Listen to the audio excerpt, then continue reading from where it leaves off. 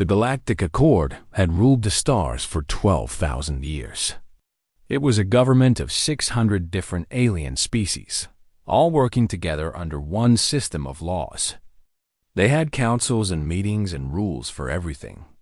They decided who could travel where, who could trade with whom, and who mattered in the grand order of things. Humanity had joined this accord 200 years ago. When humans first reached the stars and met alien life, they were excited. They thought they would be welcomed as equals. They were wrong. The older species looked at humanity the way a grown person looks at a small child trying to join an adult conversation. They called humans young ones and newcomers. They gave humanity the lowest seats in every meeting. They made humans wait years for simple trade permits. And whenever humans complained, the aliens would smile their strange smiles and say, "You must learn patience. You have only been among the stars for 2 centuries.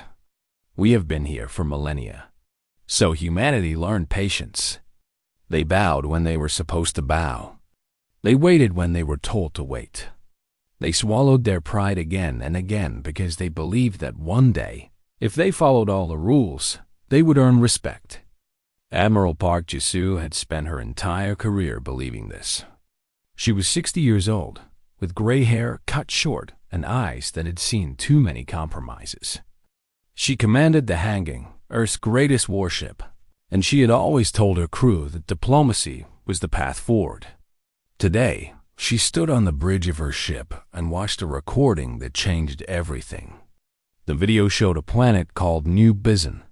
It was a human colony world, named after the city in Korea where many of its first settlers had come from. 47 million people lived there.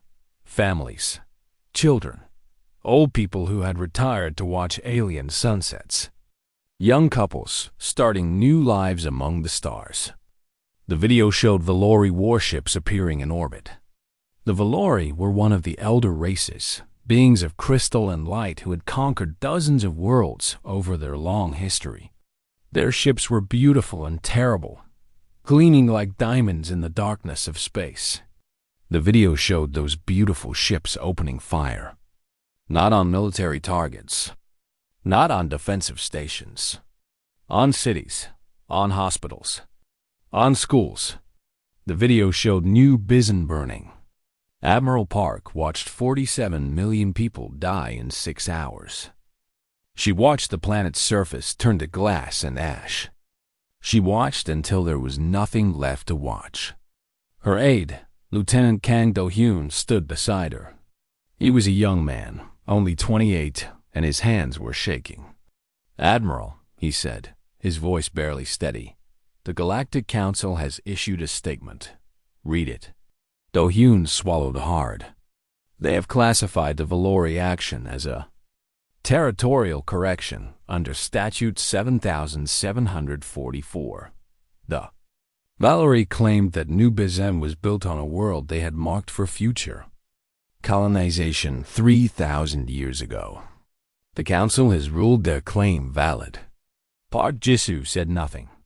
"There will be a hearing," Do-hyun continued, "to discuss possible responses. It has been scheduled for 18 months from now. 18 months. The council would take 18 months to even talk about the murder of 47 million humans. And at the end of those 18 months, Park knew exactly what would happen. The elder races would offer empty words of sympathy.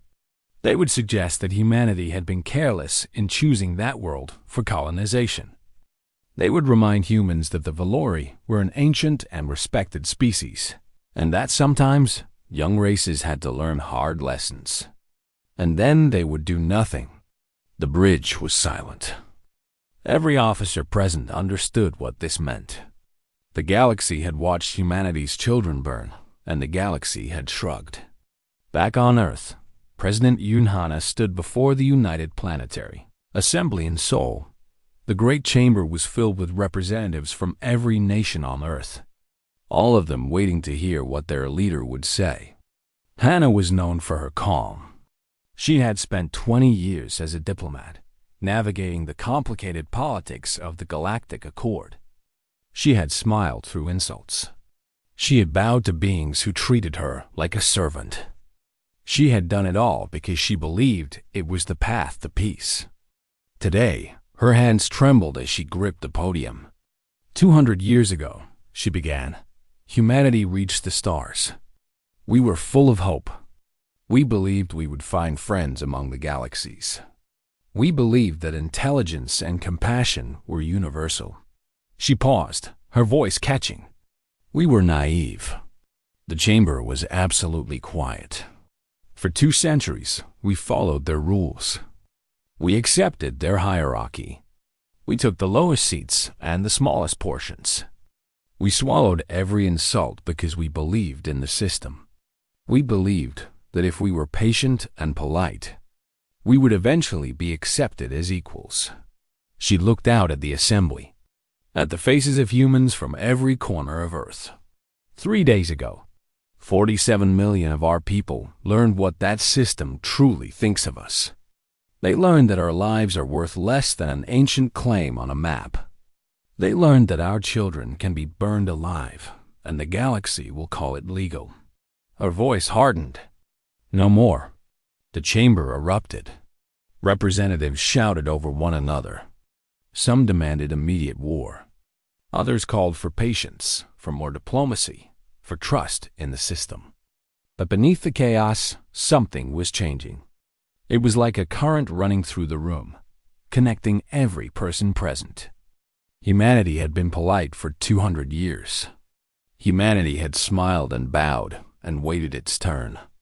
And humanity had just watched 47 million of its people murdered while the galaxy looked the other way.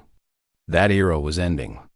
In the days that followed, messages flooded in from every human colony, every station, every ship in the fleet. They all said the same thing in different words. Enough. We have had enough. We will not accept this. We will not forget this. We will not forgive this.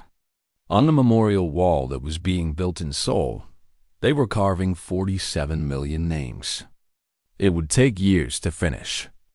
But the workers said they would not stop until every name was there, until every person who died on New Bizen was remembered. Admiral Park Ji-soo stood before that wall on the day construction began. She read the first names being carved into the stone. Kim Soo-jin, age 7. Lee Won-jin, age 82. Choi Yuna, age 34, and her daughter Choi Min-ji, age 3. 3 years old. Burned alive because some alien species had drawn a line on a map 3,000 years ago. Park had spent her whole life believing in peace. She had told herself that violence was never the answer, that patience and diplomacy would win in the end. Looking at that wall, looking at those names, she felt something change inside her. It was like a door closing, like a fire starting. She turned to Lieutenant Kang, who had accompanied her to the memorial. "Send a message to Fleet Command," she said. "Tell them I want a full assessment of our military capabilities. Everything we have. Everything we've been building in secret. Everything we've been told was too aggressive for civilized species." Do-hyun's eyes widened. "Admiral, those projects were classified at the highest level. The Council forbade us from The Council," Park interrupted, "just told us that our children's lives don't matter. I think we can stop worrying about what the Council forbids." She looked back at the wall one more time. At the names. At the ages. At all those lives that would never be lived. "They wanted us to stay quiet," she said softly. "They wanted us to accept this and move on. They thought we would be too afraid to do anything else." She turned and walked toward her shuttle, her steps steady and sure. They were wrong. 3 weeks passed after New Bizen burned. The galaxy moved on. The Galactic Council held its regular meetings about trade routes and mining rights. The elder races discussed art and philosophy in their grand halls. The Valori dominions celebrated what they called a successful reclamation of their ancient territory. Humanity did not move on in those 3 weeks.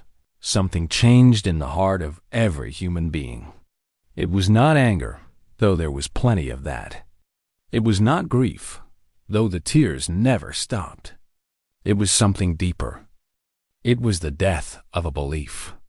For 200 years, humans had believed that if they were good enough, patient enough, polite enough, they would be accepted.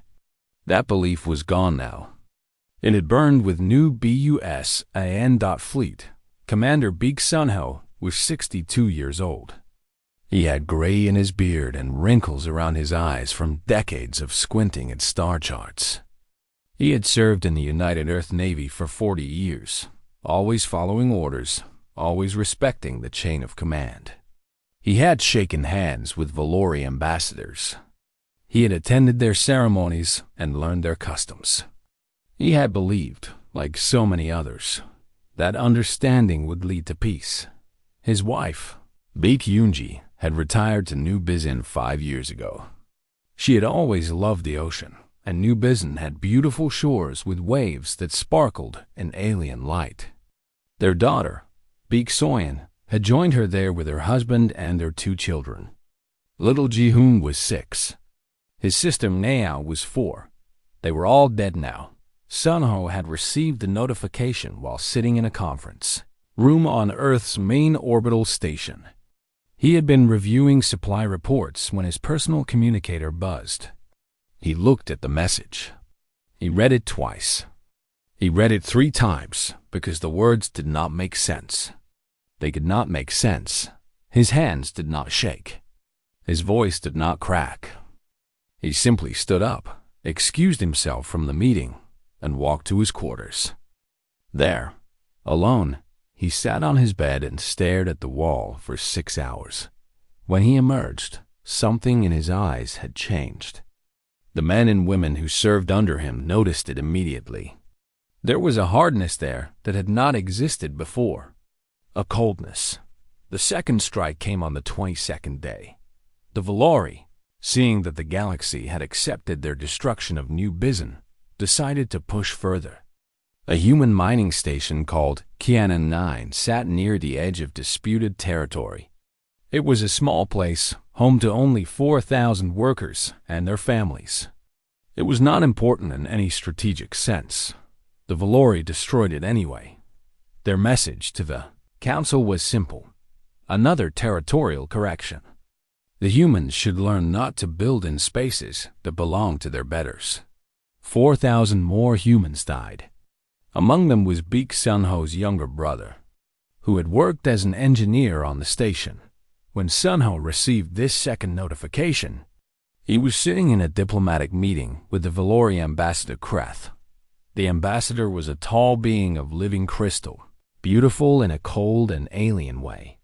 He had been speaking for an hour about de-escalation frameworks and mutual understanding protocols. Sunho looked at the message on his communicator. He looked at the ambassador.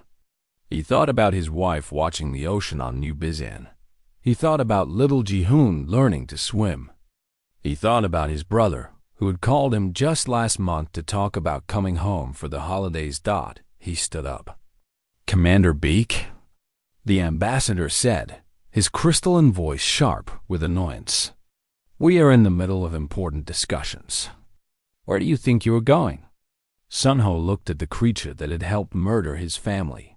He looked at its beautiful, terrible face, and he spoke 5 words that would echo across the galaxy. "Enough. No more decorum." He walked out of the chamber. He did not look back. Within an hour, Sunho had used his emergency authority to assume command of Earth's entire defensive fleet. It was a power that existed in the regulations, but had never been used. It was meant for situations when Earth faced immediate destruction. Some would argue that destroying a mining station did not qualify. Sunho did not care about arguments anymore. President Yoon Hana received the news in her office in Seoul. Her advisors rushed in, their faces pale with worry. "Commander Beek has taken control of the fleet," they told her. "He is refusing to acknowledge civilian authority. This is technically a military coup." Hannah sat quietly for a long moment. She thought about the Constitution she had sworn to protect. She thought about the rules and laws that held civilization together. She thought about what it meant to let a military commander act without civilian oversight. Then she thought about 47 million people burning. She thought about 4,000 more dying 3 weeks later. She thought about what the galaxy had shown humanity about the value of rules and laws. "Contact Commander Beak," she said finally. Her advisors looked at each other nervously. "And tell him what, Madam President?" Hannah stood and walked to her window. Outside, she could see the city of Seoul, the city where she had been born. Millions of people lived their lives down there, trusting their leaders to keep them safe. "Tell him he has my support," she said. The advisors gasped. "Madam President, you cannot." "I can," she interrupted. "I am the president. I can do whatever I believe is necessary to protect my people. And right now, I believe Commander Beak understands something that the rest of us have been too afraid to accept." She turned to face them. "We have spent 2 centuries trying to earn respect. We will spend the next 2 centuries commanding it." On the orbital station called Dokdo, Chief Engineer Wang Minji was already working. She was a small woman with clever hands and a brilliant mind. For 30 years, she had designed weapons that Earth's government had forbidden her to build. Railguns that could crack open a planet. Swarm drones that numbered in the billions. Ships designed not for exploration or trade, but for one purpose only: ending civilizations. The Council had rules against such weapons. They called them destabilizing and inappropriate for civilized species. They had warned humanity many times not to develop them. Humanity had nodded and smiled and said yes. Of course, they would follow the rules. And then they had built the weapons anyway, hiding them in secret shipyards, waiting for a day they hoped would never come. That day had come. Minji stood in a massive underground facility, watching production lines roar to life. Machines that had been silent for years were now working at full speed. Workers who had been told their jobs were just theoretical research were now building very real weapons. Her assistant, a young man named Go Taeson, stood beside her with wide eyes. "I never thought we would actually use these," he said. "Neither did I," Minji admitted. "I spent my whole career hoping I was wasting my time. I wanted to believe that the galaxy was good, that we would never need weapons like these." She watched a railgun barrel being lifted by giant machines, ready to be installed on a warship. "They always asked why we kept building these things," she said. "The Council, the elder races, even some of our own people. They said we were paranoid. They said we were preparing for wars that would never happen." She shook her head. "They never understood. We were not preparing for them. We were preparing for this. For the day when the galaxy showed us who it really was. For the day when all our politeness and patience meant nothing." The production line hummed with power. More weapons. More ships. More ways to hurt the beings that had hurt humanity. "Now they will learn," Minji said quietly, "why humans have always feared the dark, and why the dark should fear us." Across the human worlds, the same scene played out. Factories that had been idle came back to life. Ships that had been mothballed were repaired and refueled. Soldiers who had never seen real combat trained harder than ever before. And in the hearts of 8 billion humans on Earth and billions more scattered across the stars, a single truth burned like a flame: they would never let this happen again. No matter what it cost. No matter what they had to become. Enough. No more decorum. The Valori Dominion expected retaliation. They had prepared for it carefully, the way a parent prepares for a child's tantrum. They knew humans would be angry. They knew humans would want to strike back. They were not worried. Their intelligence officers had studied humanity for 2 centuries. They knew that human military doctrine, emphasized targeting enemy military forces first. Warships, bases, supply lines. Humans always went for the soldiers before the civilians. It was considered the honorable way to fight. The Valori positioned their defense fleets around their military stations. They activated their shield systems. They sent arrogant messages to the Galactic Council, assuring everyone that they were ready for whatever the young species might attempt. They were not ready for what actually happened. Admiral Park Jisu's first action was not an attack. It was a message. She stood on the bridge of the hanging and ordered her communications officer to broadcast on every frequency in the galaxy. Every ship, every station, every planet with a receiver would hear her words. To the peoples of the Galactic Accord, she began. Her voice was calm, almost peaceful. 200 years ago, humanity joined your civilization. We came with open hands and hopeful hearts. We believed in your laws. We trusted your justice. She paused. 47 million of our people died on New Bizon. 4,000 more died on Kiana 9. Your laws called this legal. Your justice shrugged and looked away. The message was being heard across the galaxy now. Billions of beings on hundreds of worlds stopped what they were doing to listen. We do not come seeking justice, Jisu continued. Justice died with our children. It burned with our elders. It was crushed beneath the boots of those who called themselves civilized while slaughtering innocents. Her eyes hardened. We come seeking something older than justice.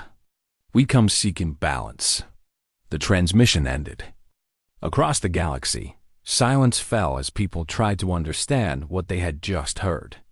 The Valori military commanders laughed. Balance? What did that even mean? The humans were being dramatic, as young species often were.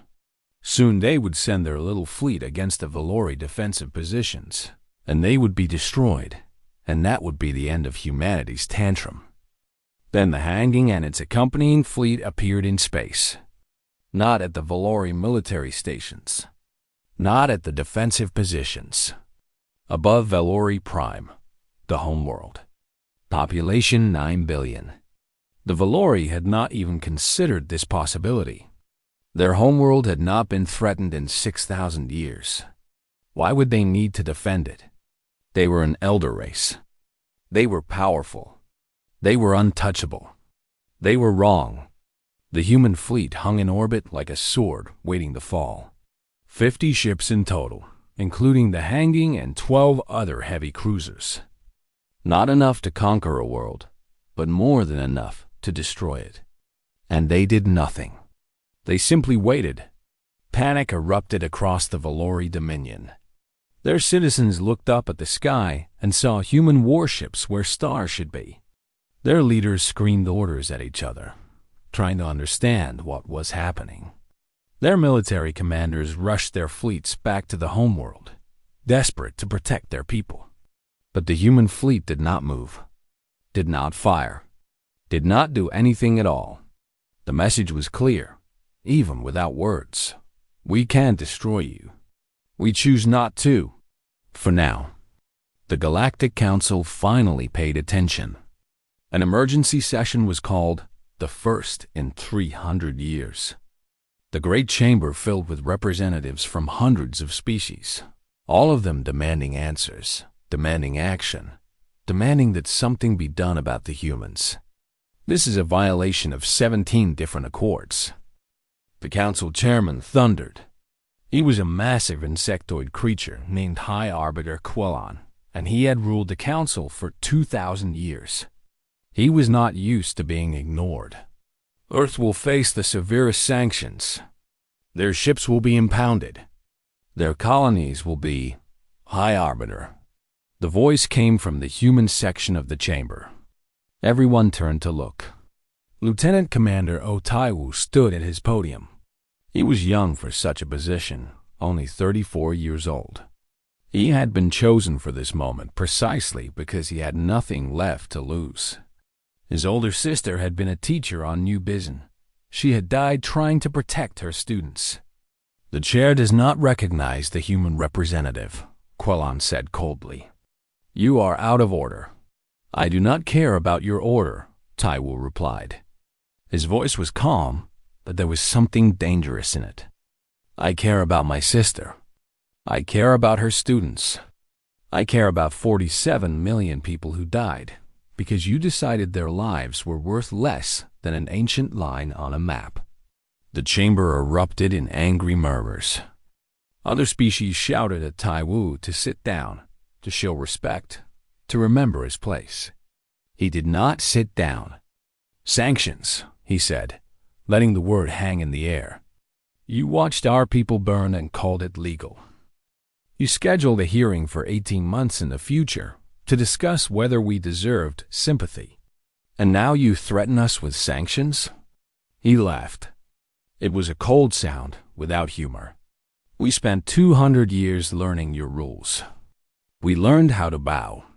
We learned how to wait. We learned how to smile while you treated us like children. He shook his head. That education is over. Now it is your turn to learn. Learn what? Quelon demanded. What could you possibly teach us, young one? Taiwu smiled. It was not a pleasant smile. Our rules. And what rules are those? We do not have any. The chamber fell silent. Even Quelon, ancient and powerful as he was, felt a chill run through his body. Above Velori Prime, the hanging still waited. Admiral Park stood on her bridge, watching the planet below. 9 billion lives under her guns. 9 billion people who could die in hours if she gave the order. Her weapons officer, a woman named Shin Yuri, stood ready at her console. Admiral, she said quietly, our targeting systems have locked onto every major population center on the planet. One word from you, and we can begin. Jiju nodded slowly. She thought about New Bizin. She thought about the children. She thought about how easy it would be to give that order, to watch Velori cities burn the way human cities had burned. Do you want to do it? She asked Yuri. Tell me honestly. After what they did to us, do you want to kill them all? Yuri was quiet for a long moment. Her own cousin had died on New Bizin. Yes, she admitted. Part of me does. Part of me wants to make them feel what we felt. Part of me wants them to know what it is like to watch their world burn. And the other part? Yuri looked at the planet on the view screen, at the cities glowing with light, at the lives being lived down there. The other part knows that their children are not responsible for what their leaders did. Their children are just children, like ours were. Jisoo nodded. That is why we wait. That is why we do not fire. Because we are not them. We are not monsters who slaughter innocents because it is convenient. She turned to face her bridge crew. We came here to show them what we could do. We came here to make them understand that we are not weak, that we are not helpless, that we will not simply accept whatever they do to us. Her voice hardened. But we also came here to show them who we are. We are humans. We have the power to destroy, yes, but we also have the power to choose not to. She looked back at the planet. Today, we choose not to. Let them remember that. Let them remember that we held their lives in our hands and we did not crush them. Let them remember that we were stronger than they were, in every way that matters. On Velori Prime, 9 billion people looked up at the sky and waited to die. When death did not come, they did not feel relief. They felt something worse. They felt fear. The emergency session of the Galactic Council had lasted for 3 days. 3 days of shouting, arguing, threatening, and pleading. Representatives from 600 species filled the great chamber, all of them trying to understand what had happened, all of them trying to figure out what to do. The humans had done the impossible. They had put a fleet above the Velori homeworld. They had threatened 9 billion lives. And they had done it without firing a single shot. The elder races were terrified, though they would never admit it. For 12,000 years, they had believed that their age and wisdom made them untouchable. They had built a system where young species bowed and old species ruled. They had never imagined that anyone would challenge that order. Now, a species that had been in space for only 2 centuries was holding a gun to the head of one of the oldest civilizations in the galaxy. Admiral Park Ji-soo addressed the council via holographic projection. Her image towered over the assembled representatives, a small human woman who somehow seemed larger than any of them. "You have spent 3 days talking," she said. Her voice was calm, but there was iron beneath the calm. "You have debated and argued and made speeches. You have done everything except the one thing that matters." High Arbiter Quellon rose from his seat. His massive insectoid form was impressive, designed by evolution to intimidate prey. It did not seem to impress Park Ji-soo at all. "We are attempting to find a diplomatic solution," he said. "These things take time. Surely you understand that." "I understand that 51 million humans are dead," Park interrupted. "I understand that your council called it legal. I understand that you scheduled a hearing for 18 months from now. As if our dead could wait for your convenience." She leaned forward, her holographic eyes boring into Quellon's.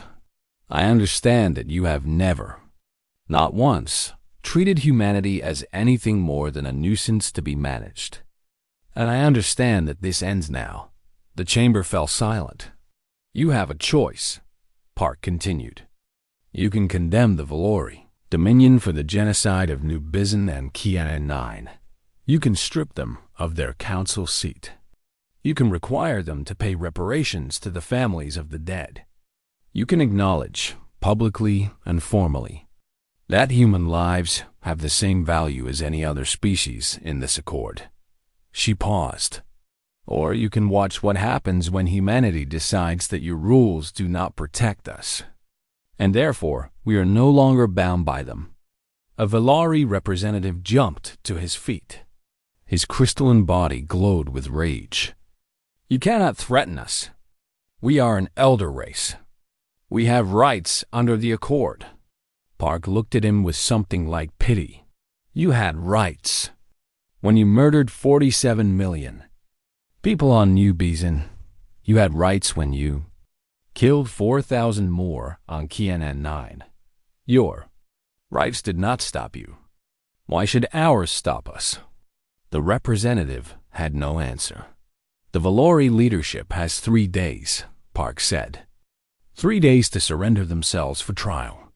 If they do not, we will remove them ourselves. And then we will ask every species in this chamber the same question we are asking now." She let the words hang in the air. "Do human lives matter? Or are we just convenient victims for your older, wiser civilizations?" The transmission ended. The chamber erupted into chaos. For 2 days, the council argued. The Valori demanded protection. Their allies tried to negotiate. Some species suggested that the humans were bluffing, that they would never actually attack a homeworld. Others pointed out that no one had ever successfully bluffed with 50 warships in attack formation. Meanwhile, on Earth, something different was happening. In Seoul, in New York, in Lagos and Mumbai and Sao Paulo, humans gathered. Not in anger, though there was anger. Not in celebration, though some felt that their military's action deserved celebration. They gathered in mourning. 40-7 million candles were lit across the planet. 1 candle for each soul lost on New Bizin. Parks and plazas and streets were filled with small flames, each one representing a life that had been taken. Yu Ji-yeon was a schoolteacher from Daegu. Her younger brother, Yu Min-ho, had been an engineer on New Bizin. He had moved there to help build the new fusion power plant that would have powered the colony for centuries. He had been excited about the work. He had sent messages home every week, telling his family about the alien sunsets and the strange plants and the friends he was making. He had been 31 years old when he died. Jian stood before a crowd of thousands in Daegu's Central Plaza. She had not planned to speak. She was not a public person. But someone had asked her to say something, and she had found that she could not refuse. "My brother loves space," she said. Her voice was quiet, but microphones carried it to every corner of the plaza. Ever since he was a little boy, he looked up at the stars and dreamed of going there. He worked so hard to make that dream real. He studied for years. He trained for years. He finally got his chance to live among the stars. Her voice broke. He was so happy there. He sent me pictures of the sunsets. He told me about the ocean. He said it was the most beautiful place he had ever seen. She wiped tears from her eyes. They think we are monsters now. The galaxy, I mean. They see our ships above the Valori homeworld, and they think we have become as cruel as the ones who killed our people. She shook her head. Maybe we have. Maybe that is what grief does. Maybe that is what happens when the universe shows you that your loved ones mean nothing to it. She looked out at the crowd, at the thousands of candles, at all the tears. But I do not think we are monsters. I think we are hurt. I think we are angry. I think we are tired of being told that we do not matter. Her voice grew stronger. We did not want this. We did not ask for war. We just wanted to live among the stars, like everyone else. We just wanted our children to grow up in a galaxy that saw them as equals. She held up her candle, one small flame among millions. We just wanted to be seen. Back in the council chamber, the arguments continued. But something was shifting. Younger species, those who had also been treated as lesser by the elder races, began speaking up. They talked about their own experiences of being ignored, being dismissed, being told to wait their turn. An ambassador from a species called the Rin, who had joined the Accord only 500 years ago, stood before the council. "We have all been where the humans are now," she said. "Not facing genocide, perhaps, but facing contempt, facing indifference, being told that our concerns do not matter because we are young." She looked at the elder races. "You built this system. You built it to keep yourselves in power and to keep the rest of us in our place. The humans are simply the first ones to refuse to accept it anymore." Quelan tried to regain control. "This is not about politics. This is about law. The humans are threatening. The humans are threatening nothing that the Valori did not already do." The Rin ambassador interrupted. "The only difference is that the Valori actually killed people. The humans have only shown that they could." On the third day, as the deadline approached, something unexpected happened. The Valori High Command contacted Admiral Park directly. Not through official channels. Not through the council. A private message, ship to ship. "We wish to negotiate," the message said. "Tell us your terms." Park looked at the message for a long moment. Then she replied, "Surrender your leaders for trial. Dismantle your offensive fleet. Pay reparations to every family that lost someone on New Bizen and Kianan 9. Acknowledge publicly that what you did was murder, not a territorial correction." The response came quickly. "And if we do these things, will you leave?" Park thought about her answer carefully. "If you do these things," she said, "we will give you something the galaxy has never given us. We will give you a second chance." There was a long pause. "We will consider your terms." Above Valori Prime, the human fleet continued to wait. And across the galaxy, billions of beings held their breath, waiting to see what would happen next. Not their military, not their territory, their government. The entire ruling council, all 17 members, transmitted their unconditional submission to Admiral Park Jizu personally. They would stand trial for genocide. Their offensive fleet would be dismantled. Their conquered territories would be freed. Everything humanity had demanded, they agreed to give. It was the first time in galactic history that a junior species had brought an elder race to its knees. And they had done it without firing a single shot. The news spread across the galaxy like fire. On 1,000 worlds, beings stopped what they were doing to watch the broadcasts. They saw Velori leaders, ancient and proud, walking onto human transport ships with their hands bound. They saw crystal faces that had never shown fear now showing terror. They saw what happened when the young refused to bow anymore. The trial lasted 6 months. It was held on a neutral station, broadcast to every corner of the Accord. Prosecutors from a dozen species presented evidence, recordings of the attacks, communications from Velori commanders laughing about cleaning up human colonies, internal documents that showed the genocide had been planned for years. Commander Beek Sunho, who had lost his entire family on New Bizen, was offered the role of chief prosecutor. He thought about it for 3 days before giving his answer. "I decline," he said. His aides were shocked. "Commander, you have every right to—" "I know my rights," Sunho interrupted. "I know what I want to do. I want to stand in that courtroom and watch them suffer. I want to make them feel what I felt when I read that message. I want revenge." He was quiet for a moment. "But revenge will not bring Yunji back. It will not bring Sion back. It will not let me hold Ji-hoon and Naeung again." His voice cracked slightly. "For 3 weeks after they died, I dreamed of nothing but hurting the ones who killed them. I wanted to burn their worlds the way they burned ours." He looked out the window at the stars. "But that is not who I want to be. That is not who my wife would want me to be." She believed in peace. She believed in understanding. She moved to New Bizen because she wanted to be part of humanity's future among the stars. He turned back to his aides. "Justice might prevent this from happening again. That is what matters. Not my pain. Not my anger.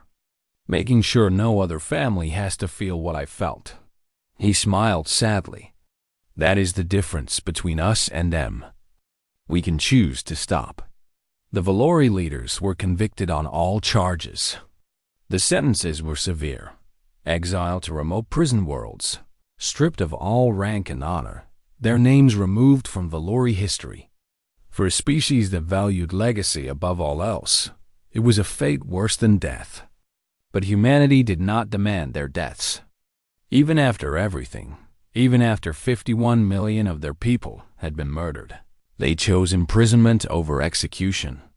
The galaxy noticed. In the months that followed, the Galactic Council underwent a transformation.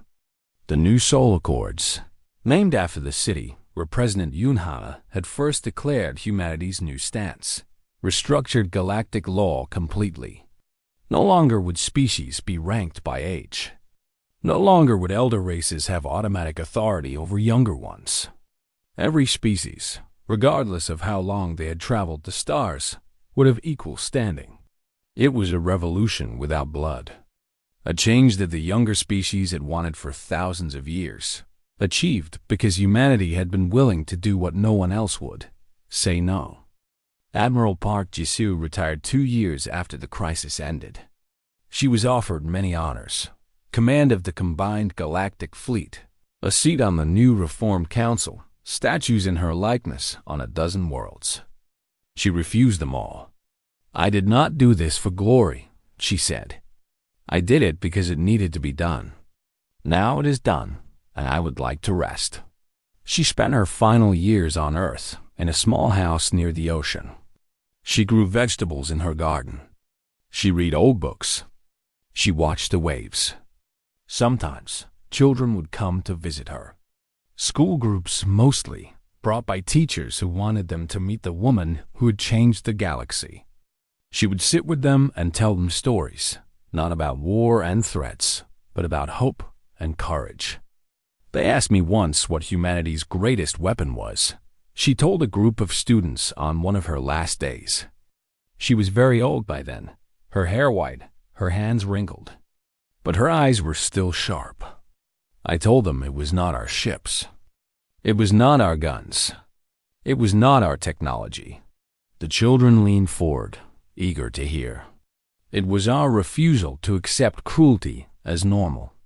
Our refusal to believe that some lives matter less than others. Our refusal to stay quiet when the universe told us to accept injustice. She looked at their young faces, full of hope and curiosity. You will inherit a galaxy that finally sees us as equals. That sees everyone as equals. Never forget what that cost. Never forget the 51 million who died before we found the courage to demand better. She smiled. And never let anyone pay that price again. Park Jisoo died peacefully in her sleep 3 months later. She was 94 years old. President Yoon Hana's statue stands in the plaza outside the Galactic Council chambers. It was the first human monument on neutral territory, a symbol of everything that had changed. The inscription is simple enough. No more decorum. Below it, in smaller letters, in memory of the 51 million. We remember. We always will. Every year, on the anniversary of New Bison's destruction, humans across the galaxy light candles. 51 million flames, one for each person who died. On Earth and on distant colonies, on space stations, and on ships traveling between stars, humans pause to remember. Other species join them now. The Rin, who had spoken up in the council. The Talari, who had quietly supported humanity behind the scenes. Even some Valori, younger generations who had not been responsible for the genocide, but who felt shame for what their elders had done. They light candles too. They stand beside humans in silence. They remember. Commander Baek Sunho lived long enough to see his grandchildren born. Not Yoonji's grandchildren, not Soin's children, but the children of his second marriage to a woman named Baek Gina, who had lost her own family on Tian'an 9. They had found each other in grief and built something new from the ashes. On his 80th birthday, his grandson asked him about the old days, about the war that was not quite a war, about the moment when everything changed. Sunho thought for a long time before answering. We were angry, he said finally. We had every right to be angry. They killed people we loved. They killed children. They killed entire worlds and called it legal. He looked at his grandson. But anger is easy. Anyone can be angry. The hard thing is knowing when to stop. Knowing when to choose peace instead of more war. Knowing when to offer a second chance instead of revenge. He smiled. That is what makes us human. Not our strength. Not our technology. Our ability to choose who we want to be, even when the universe gives us every excuse to be cruel. The grandson nodded, trying to understand. Did we do the right thing, grandfather? Were we good? Sunho considered the question. We were not perfect, he admitted. We made mistakes. We scared a lot of people. We came very close to becoming the monsters they feared we would become. He put his hand on his grandson's shoulder. But we stopped. When we had the power to destroy, we chose not to. When we could have taken revenge, we chose justice instead. When the galaxy expected us to be cruel, we surprised them by being merciful. He looked up at the stars. Were we good? I do not know. But I think we were human. And in the end, maybe that is enough. The stars shone above them, the same stars that had watched humanity struggle and suffer and rise. The same stars that would watch whatever came next. In the darkness between those stars, the galaxy continued to turn. New species were being born. Old species were fading away. Wars were starting and ending. Lives were being lived. And everywhere, carried by ships and signals and the simple passing of time, 5 words echoed. Enough. No more decorum. A reminder. A warning. A promise. Humanity had arrived among the stars. And the stars would never forget it.